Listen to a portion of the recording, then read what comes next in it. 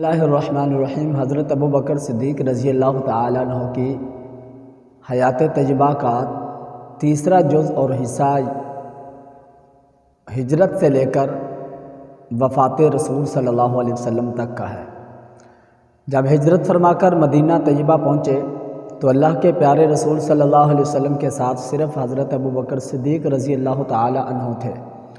مدینہ میں کثیر تعداد میں مسلمان ایسے تھے جنہوں نے پہلے رسول اللہ صلی اللہ علیہ وسلم کو نہیں دیکھا تھا، چونکہ حضرت ابو بکر صدیق رضی اللہ تعالیٰ عنہ کی داڑھی مبارک میں سفید بال تھے۔ اگرچہ وہ عمر میں حضور علیہ السلام سے چھوٹے ہیں، لیکن حضور صلی اللہ علیہ وسلم کے سر اور داڑھی مبارک میں ایک بال بھی سفید نہیں تھا۔ حضرت ابو بکر صدیق رضی اللہ تعالیٰ عنہ حضور پاک صلی اللہ علیہ وسلم کے ساتھ رہ کر صحبت مصطفیٰ میں اس قدر فیض حاصل کر چکے تھے کہ لوگوں کے لیے پہچاننا مشکل ہو گیا۔ کچھ لوگوں نے حضرت ابو بکر صدیق کو نبی سمجھ کر پہلے سلام کیا، تو جو بھی حضرت ابو بکر صدیق سے پہلے سلام کرتا، حضرت ابو بکر صدیق اس کا ہاتھ پکڑتے اور رسول اللہ صلی اللہ علیہ وسلم کی طرف کر دیتے، تاکہ لوگوں کو پتہ چل جائے کہ یہ غلام ہے اور یہ آقا ہے۔ نبی پاک صلی اللہ علیہ وآلہ وسلم تشریف فرما تھے، لوگ مصافحہ کرتے رہے، سلام کرتے رہے، حتیٰ کہ تھوڑی دیر بعد سورج کی کرنیں حضرت رسول پاک صلی اللہ علیہ وسلم کے چہرہ مبارک پر پڑی، تو حضرت ابو بکر صدیق رضی اللہ تعالیٰ عنہ اٹھے اور مصطفیٰ کے اوپر چادر تان دی، تاکہ جن لوگوں کو شبہ ہو رہا تھا ان کا شبہ بھی دور ہو جائے اور انہیں پتہ چل جائے کہ اللہ کے رسول تو یہ ہے۔ اور دوسرا مقصد یہ تھا کہ رسول اللہ صلی اللہ علیہ وسلم کو دھوپ کی وجہ سے تکلیف نہ پہنچے۔ یہاں پر میں ایک بات کہنا چاہتا ہوں، ایک چادر یہ ہے جو مصطفیٰ کریم صلی اللہ علیہ وسلم پر ابو بکر صدیق نے ڈالی، اور ایک چادر وہ ہے جو اللہ کے رسول صلی اللہ علیہ وسلم نے اپنے بچوں پر، یعنی حضرت علی المرتضیٰ، حضرت سیدہ فاطمہ سلام اللہ علیہ، حضرت حسن، حضرت حسین رضی اللہ تعالیٰ عنہم، ان حضرات کے اوپر چادر تانی تھی۔ چادریں دونوں بڑی عمدہ ہیں اور چادریں ڈالنے والے بھی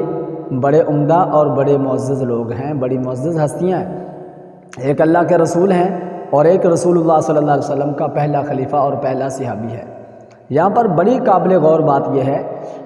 جو چادر حضور نے تانی حضور صلی اللہ علیہ وسلم کے بچوں کے اوپر آئی، وہ چادر بھی پاک ہے، اس کی پاکیزگی میں بھی شک نہیں، اس چادر کے نیچے آنے والوں کی پاکیزگی اور طہارت میں بھی شک نہیں۔ جو چادر حضور کے جسم اقدس پر تانی گئی، اس چادر کے تاننے والے کی پاکیزگی میں بھی شک نہیں، اس چادر کے پاک ہونے میں بھی شک نہیں۔ جس طرح وہ چادر پاک ہے، اسی طرح یہ چادر بھی پاک ہے۔ جو حضور نے تانی وہ چادر بھی پاک، جو حضور پر تانی گئی وہ چادر بھی پاک ہے۔ حضرت ابو بکر صدیق رضی اللہ تعالیٰ عنہ، بدر کا میدان ہے، رسول اللہ صلی اللہ علیہ وسلم کے لیے ایک چھپر تانا گیا، تو حضرت ابو بکر صدیق بھی وہاں موجود تھے۔ رسول اللہ صلی اللہ علیہ وسلم کے لیے جب ایک چھپر بنایا گیا تو پوچھا گیا کہ اللہ کے رسول پر پہرا کون دے گا؟ تمام صحابہ رضی اللہ تعالیٰ عنہ 313 کی تعداد میں جو وہاں موجود تھے، حضرت علی المرتضیٰ کی زبانی سنیے حضرت علی کیا فرماتے ہیں۔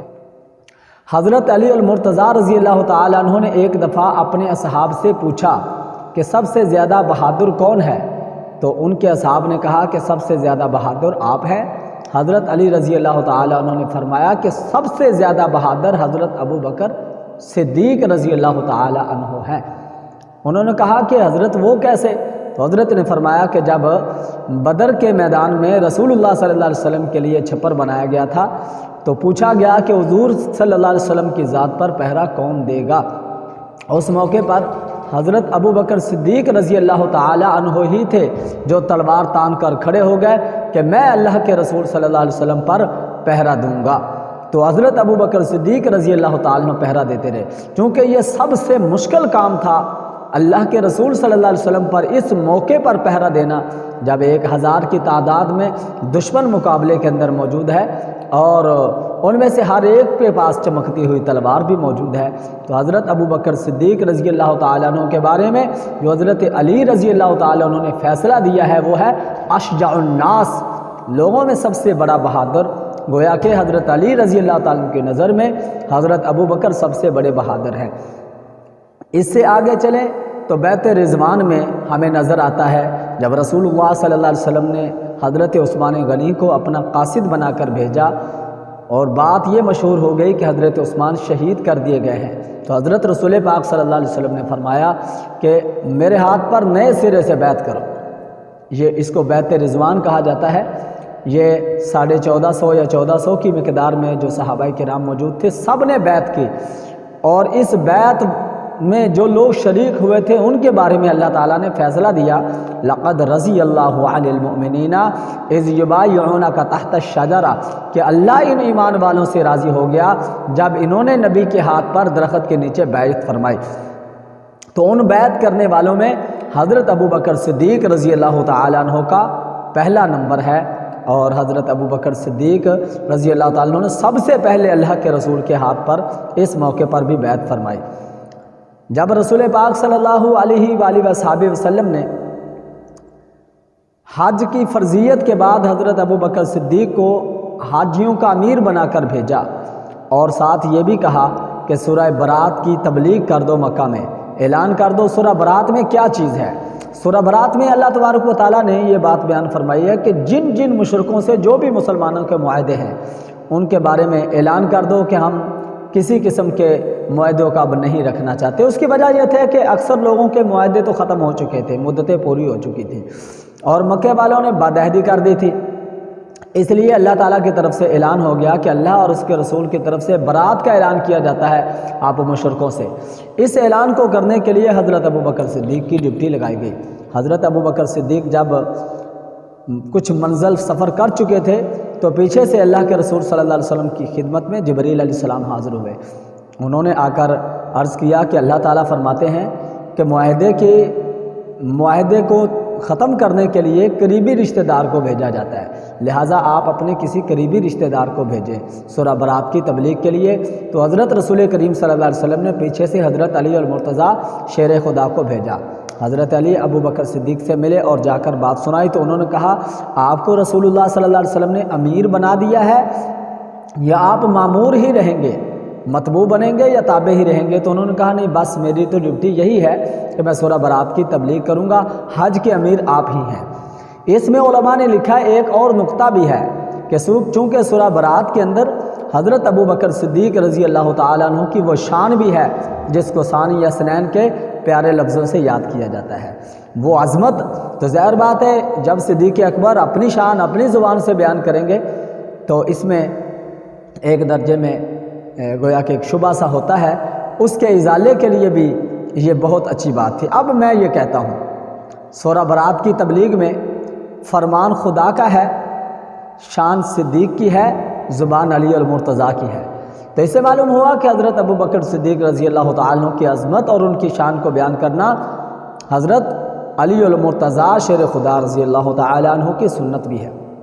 اس سے آگے آئیے تو مرض الوفات میں اللہ کے رسول صلی اللہ علیہ وآلہ وسلم کے جب آخری ایام تھے تو رسول اللہ صلی اللہ علیہ وسلم نے کیا اعلان فرمایا؟ ایک تو اللہ کے رسول صلی اللہ علیہ وسلم نے 5 دن پہلے خطبہ دیا، جس خطبے میں حضرت ابو بکر صدیق کے فضائل بیان کیے، اور ساتھ یہ بھی کہا کہ مسجد نبوی کی طرف جتنے بھی دروازے لوگوں کے مسجد نبوی کی طرف ہیں ان سب دریچوں کو اور چھوٹے دروازوں کو بند کر دیا جائے سوائے ابو بکر کے دروازے کے۔ اس میں حضرت ابو بکر صدیق کی وہ فضیلت مضمر ہے جو سمجھنے والوں سے اور اہل علم سے مخفی اور پوشیدہ نہیں ہے، اور دوسرا اس میں خلافت کی جانب بھی گویا کہ واضح طور پر اشارہ ہے، یہ خلافت کی واضح دلیل ہے، چونکہ ابو بکر رضی اللہ تعالی عنہ مسلمانوں کے خلیفہ بھی بننے تھے، اس لیے ان کے دروازے کو کھلا رہنے کا حکم فرما دیا۔ حضرت ابو بکر صدیق رضی اللہ تعالیٰ عنہ مرض الوفات میں حضور کے حکم سے امامت کرواتے رہے، چنانچہ سرکار دو عالم صلی اللہ علیہ وسلم نے فرمایا مروا ابا بکر فلیصلی بالناس، ابو بکر سے کہو لوگوں کو نماز پڑھائے۔ تو حضرت سیدہ عائشہ صدیقہ نے عرض کیا میرے باپ رقیق القلب ہیں، نرم دل والے ہیں، آپ کی جگہ پر کھڑے نہیں ہو سکیں گے۔ حضور علیہ الصلوۃ والسلام نے ارشاد فرمایا کہ ابو بکر سے ہی کہو کہ وہ نماز پڑھائے۔ چنانچہ بعض حضرات نے 17 نمازوں کی تحقیق کی ہے، بعض حضرات نے کہا ہے کہ یہ 2 دن حضرت ابوبکر صدیق نے نماز پڑھائی ہے، جیسا کہ ملا باقر مجلسی نے تحریر کیا ہے کہ حضرت ابوبکر صدیق رضی اللہ تعالیٰ عنہ نے 2 دن حضور علیہ السلام کی موجودگی میں حضور کے مصلی پر نماز پڑھائی۔ لیکن محققین یہ کہتے ہیں کہ 21 نمازیں ہیں جو حضرت ابوبکر صدیق رضی اللہ تعالیٰ عنہ نے رسول اللہ صلی اللہ علیہ وسلم کی حیات طیبہ کے اندر لوگوں کو پڑھائی تھی۔ یہ امامت والے مسئلے کو معمولی نہ سمجھیں، بڑا اہم مسئلہ ہے، اور اس پر دیکھیں حضور کا اہتمام کس قدر ہے، کس قدر اہتمام کیا اللہ کے رسول نے۔ ایک دن صبح کے وقت اللہ کے رسول صلی اللہ علیہ وسلم نے ایک صحابی سے کہا کہ لوگوں سے کہہ دو کہ نماز پڑھ لیں، یعنی گویا کہ حضور علیہ الصلوۃ والسلام چونکہ آ نہیں سکتے تھے بیماری کی وجہ سے، تو پیغام بھیج دیا کہ لوگ نماز پڑھ لیں۔ حضرت نے دیکھا کہ حضرت ابوبکر صدیق موجود نہیں ہے، انہوں نے حضرت عمر فاروق رضی اللہ تعالیٰ عنہ سے کہہ دیا کہ آپ نماز پڑھا دیں۔ حضرت عمر فاروق رضی اللہ تعالیٰ عنہ مصلی پر جب کھڑے ہوئے اور انہوں نے قرات شروع کی تو حضرت رسول پاک صلی اللہ علیہ وسلم کے کانوں میں آواز پڑی تو فوراً پردہ ہٹایا اور 3 دفعہ فرمایا، نہیں نہیں نہیں، ابو بکر کے علاوہ کوئی بھی نماز نہ پڑھائے۔ یہ اہتمام کس قدر اللہ کے رسول صلی اللہ علیہ وسلم نے فرمایا، اس میں تو مسئلہ کلیئر کر دیا نا خلافت بلا فصل کا، گویا کہ حضور علیہ الصلوۃ والسلام تو اپنا خلیفہ نامزد کر کے جا رہے ہیں۔ چنانچہ حضرت ابوبکر صدیق رضی اللہ تعالیٰ عنہ تشریف لائے، پھر انہوں نے آ کر لوگوں کو نماز پڑھائی۔ یہ امامت والا مسئلہ اتنا واضح مسئلہ ہے، اس میں گویا کہ یوں ہی ہے، گویا کہ اللہ کے رسول صلی اللہ علیہ وسلم نے ان کو اپنے مصلی پر کھڑا کر کے قوم کا امام بنا کر یہ بات بھی بتلا دی کہ لوگوں میں عالم الناس ابو بکر ہیں۔ اس لیے یہ بات تو بالکل واضح ہے کہ سب سے بڑے عالم اور سب سے زیادہ علم والے کو امامت کے لیے منتخب کیا جاتا ہے۔ اسی طرح یہ بات بھی بالکل واضح ہے کہ جو قرآن سب سے زیادہ جانتا ہو اس کو مصلی پر کھڑا کیا جاتا ہے۔ اس سے یہ بھی معلوم ہوا کہ ابو بکر صدیق سب سے بڑے قرآن کے حافظ بھی ہیں، اور اسی طرح یہ بات بھی بالکل کسی سے مخفی نہیں ہے کہ بڑے متقی اور بڑے تقوی والے کو مصلی پر کھڑا کیا جاتا ہے۔ اس سے یہ بات بھی معلوم ہوئی کہ لوگوں میں سب سے بڑے تقوی والے بھی حضرت ابوبکر صدیق رضی اللہ تعالی عنہ ہیں، لہٰذا خلیفہ بلا فصل بھی حضرت ابوبکر صدیق ہی ہیں۔